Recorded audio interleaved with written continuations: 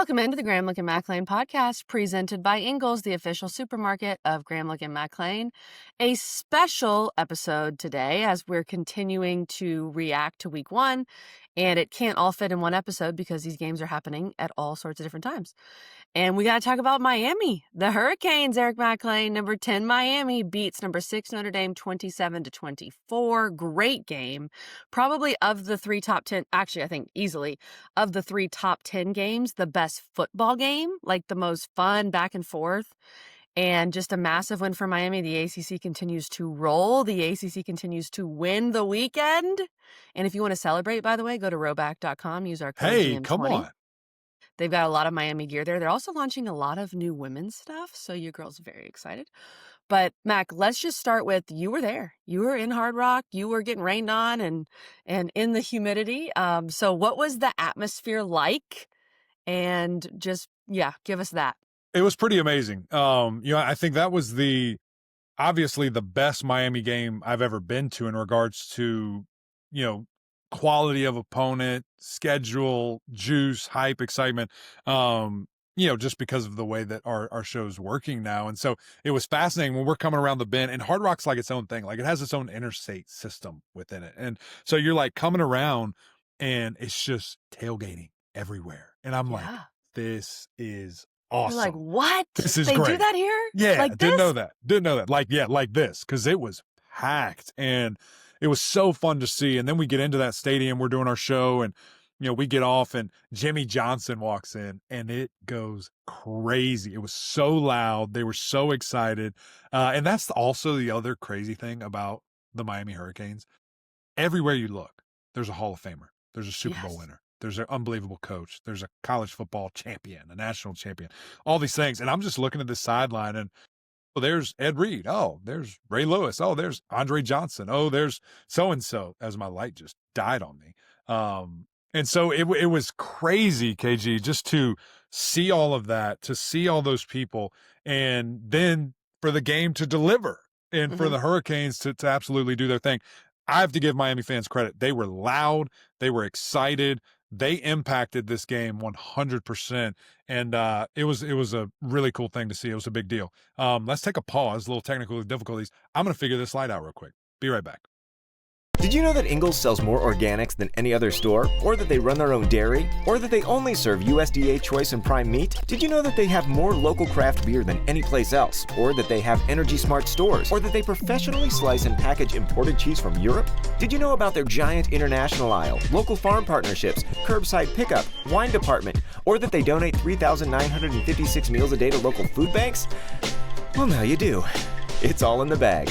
Ingles, low prices, love the savings. Mac, you are back in the light. This is great news. Forgot to pay my light bill, y'all. Sorry. At least it wasn't an internet bill. That's a way bigger deal. Way bigger. That would be a very big problem. Okay, so atmosphere is awesome. It looked so good on TV. Like, I was so impressed. I'm not sure I've seen a Miami atmosphere like that at home, maybe since the 2017 Notre Dame game, but I'm not sure it was that lit. And of course, it's Sunday night, standalone. All the legends are out. And from the jump, you could tell, okay, this is going to be a good game. Like, these teams both belong on the field together. And Carson Beck, I thought, as he continued to get comfortable, he was making some plays. But overall, and I know we're going to get to lines of scrimmage, Mac, because the lines of scrimmage for Miami, really impressed. But some of those, I'm going to start with the wide receivers. Some of those plays that the Miami wide receivers made, Malachi Toney, which his nickname is Baby Jesus. Yeah. This is good to know. I learned that on the ACC Huddle pregame show. That he showed up, and then you had CJ Daniels with the catch of the year week 1. Like, that catch was insane. We had questions which playmakers would show up for Miami, and we found them, Mac, and Carson Beck was wheeling and dealing. Yeah, he really was, and it was just fun to see, because, that was a big question mark. How was his arm strength, and I see it in practice, but practice is different when they're keeping score. It's different when those guys across from you are trying to kill you, and things of that nature. And so I was very impressed with what I saw from the offense in its totality. But looking at these wide receivers, I mean, Malachi Toney's a dog. And Miami, even when we were there were some people that were telling me, like, no, he's like that. But even Coach Cristobal's like, we'll see. He's just a freshman. We don't know. We don't know what he's going to be. That's very Coach Cristobal. But they knew They knew. I mean, this guy is a grinder. They have to kick him out of the facility. He's just old beyond his years, and a guy that, you know, is understands what's at stake and understands, hey, I'm going to do this for 3 years and I'm going to go be a multimillionaire and play at the highest league, you know, that there is. And so that was awesome to see his understanding of the game, his routes, his, you know, we saw his patience in running those, but also the crispness of getting, you know, to the level that he needed to. And then, you know, even hearing on the sideline after that first touchdown, Carson Beck saying, I told you it would be there. So the recognition for both of them to see, okay, we see this on film. Here we are in this situation. Okay, it's going to work. Here we go. And they absolutely delivered. And then, like you brought up that crazy catch. I mean, there's a couple of ways I look at it. Number one, it was such a silly, crazy decision to me that Carson threw that ball. Sure. But then he kind of justified. He said, I got hit, you know, when I was throwing it, so that made it a little worse. But I said, you getting hit doesn't change two safeties being right there, double coverage. Those guys didn't come out of nowhere. You know, but what a catch, you know, by CJ in the like it was pouring rain at that point, and he snagged it. He didn't bobble it, whatever. He snagged that thing, got into the end zone, the ball control, knowing you're about to get drilled and still catching that. What was just amazing. And I thought what was funny after the game, Coach Mario Cristobal said, yeah, I've been trying to get CJ for 2 years. He gets in the portal and I call him, and we finally got him. We finally got him here, which I think is really unique and pretty cool. But I love what I saw from them. Would like to see JoJo Trader step up. You know, he had a drop there and, you know, maybe a miss. They might have missed him another one. I think he can still be a really, you know, interesting guy kind of in this thing. And then Elijah Lofton, another guy. I think their two roles will continue to expound, you know, kind of in this offense, because at the end of the day, KG, I know the game was a one-score game. It was a field goal that won it with a minute left. But I never felt like Miami wasn't in control. Yeah. And I never felt like they were going to lose. And even, I mean, they got up 21-7 at one point. I'm calling Jordan Cornette and like making fun of him. Like, are you good? This light's broken. My lighting bill's broken. I don't know what's going to happen. I'm leaving it off the rest of the way. Sorry, guys. Yeah, you're going to have like the blue light computer screen over here. So I'm calling him. He's all sad. He's been crying, you know, at home. Shay's like cuddling him, hoping he feels better. And then they come storming back and they let, you know, Notre Dame right into it. But even at that point, you just felt like the momentum was right. They had all the juice. They had Carson Beck, and he was going to get them in the right position to. I thought Miami got a little conservative offensively in the fourth quarter, which you do with a lead. I mean, it is what it is. I think they were up 10 with 6 minutes to go when it was, at that point. And then, of course, Notre Dame gets the field goal, and then they're within one score. But there were a few. Let's get to the defense for Miami here. I thought the D-line, specifically on that final drive when they needed to make plays, like that Ruben Bain and Akeem Mesidor, and that crazy Ruben Bain pick, the fact that he has the hands to make that type of play and is the motor insane. To be out there. Why the heck is he out there on a screen? Yeah, why is he out there? And then he took the ball and was running. Yeah. But there were a few busted coverages that led to some of those Notre Dame spurts where they were able to score. So there are some, there's some things there was a little PTSD. Up. There were a couple moments where you're like, oh, a few times. Here we go. A few times. Here we go. But I think we have to remember Notre Dame's a really good team. And I like CJ Carr. I think CJ Carr is going to be a really good quarterback for them. And the biggest question that we had was, can Miami slow down the run? And they did that. They held Jeremiah Love to 33 total yards. In fact, that's crazy. And Jadarian Price had 45. And CJ Carr, of course, was good with his legs and all that. But the way you win the game is you take away Notre Dame's best players. And that's really what they did. Yes. And it's fascinating. If you would have told me that Miami, pregame, that Miami was going to hold them, to 3 yards or 2.5 yards a rush and hold them to under 100, I would have been like, they're winning. They win 40. They're killing these dudes. So give credit to CJ Carr, but also give credit to that amazing defense and that defensive line specifically just wreaking havoc. I mean, that offensive line for Notre Dame wanted no part of what those guys were given. And I saw somebody tweeting it out, some guys over at PFF. They're saying that was the worst, scoring game or however ranking game, graded game for Notre Dame running the football that they've ever had, in the history of this thing. And I think that's a huge testament to Ruben Bain, to Akeem Mesidor, and just guys swarming. It was a total group effort. They had 55 total tackles as a unit, and those are divvied up accordingly. They had 31 solo. the guy that had the most solo tackles had 5. And so that means everybody's rallying, everybody's doing their thing, everybody's getting to the ball. And you mentioned, Bain and Mesidor.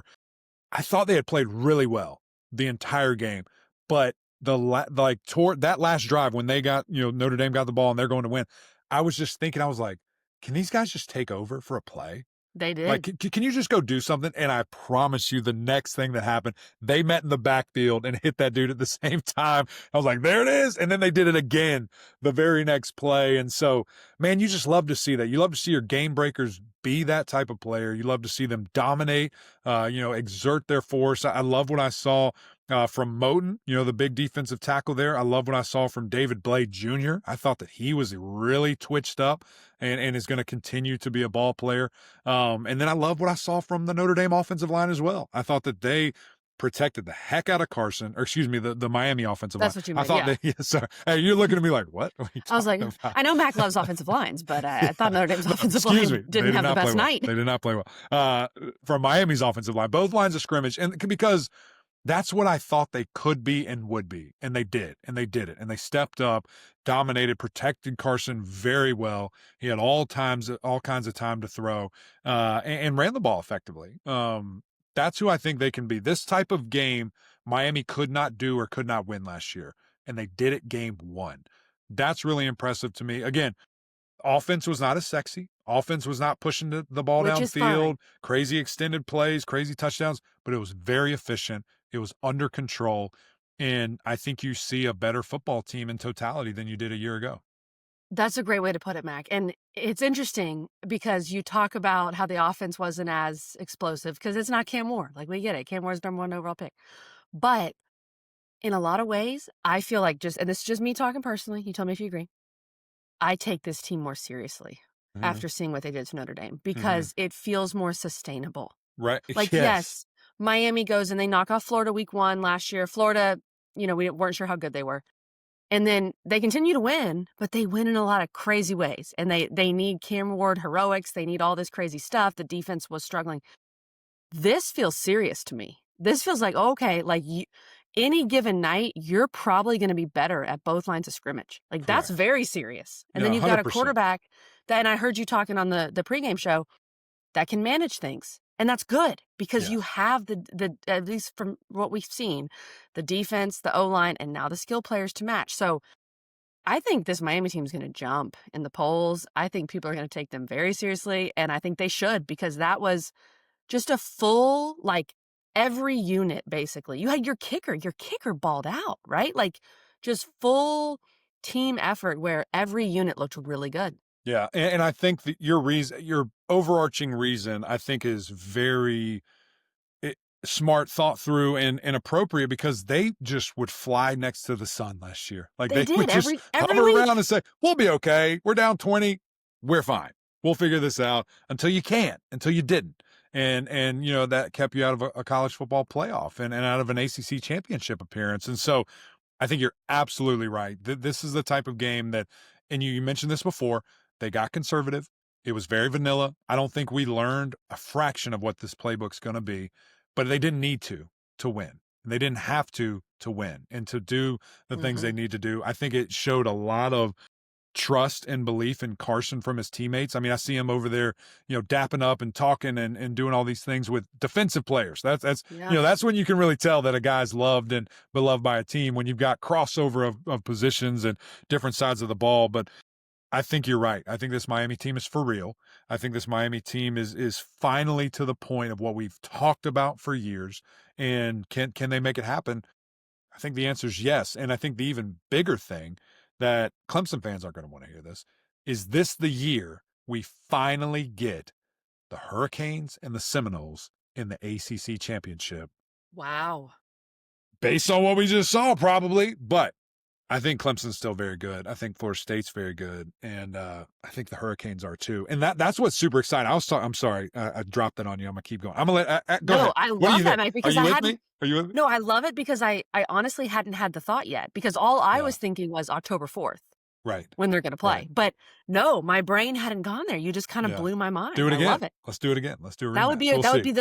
an amazing ACC Yeah, championship. yeah. SMU and Clemson are saying, hold on now, wait a minute. And it was fun. I was talking to, the commissioner before this game, and it was a lot of, if, when, could, possibly, and now that's happened. But we're sitting there and saying, hey, Clemson's still very good. We know Clemson's a player. We know that, Florida State is a player. That's a new addition. We didn't have that factored in preseason. We thought they'd be Georgia better. Tech. We didn't know how much better.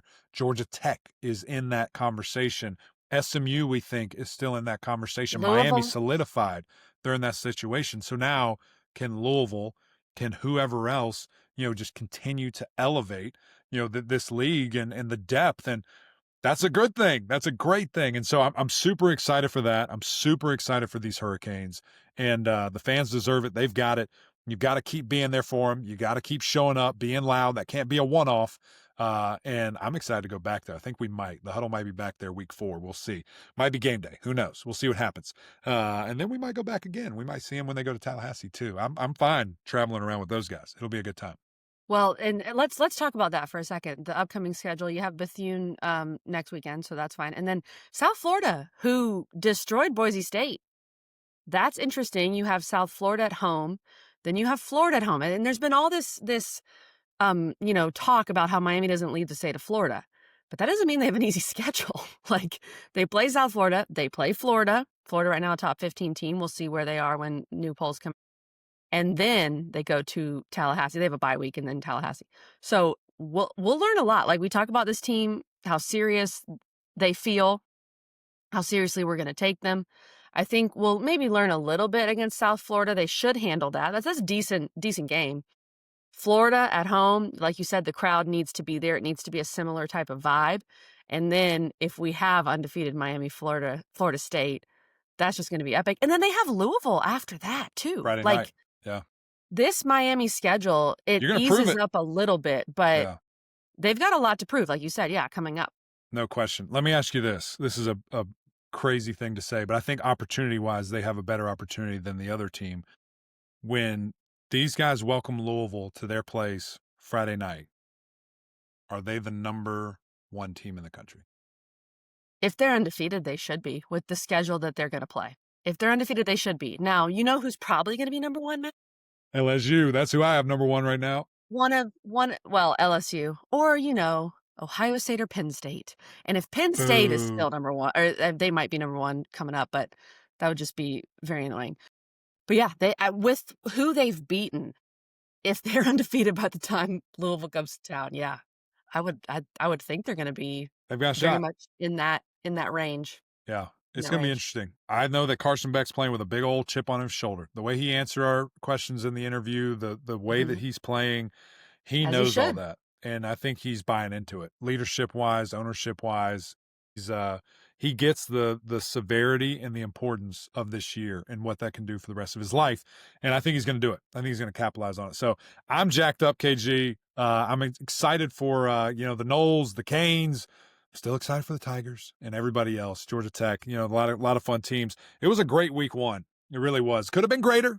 Could have been EMAC insufferable level, but it's okay. Can't win them all. Can't win them all.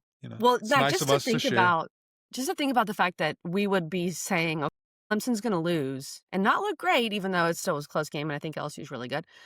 And we will say that the ACC had an incredible weekend. Well, Feels it's good. like, tell me what happened then. About time.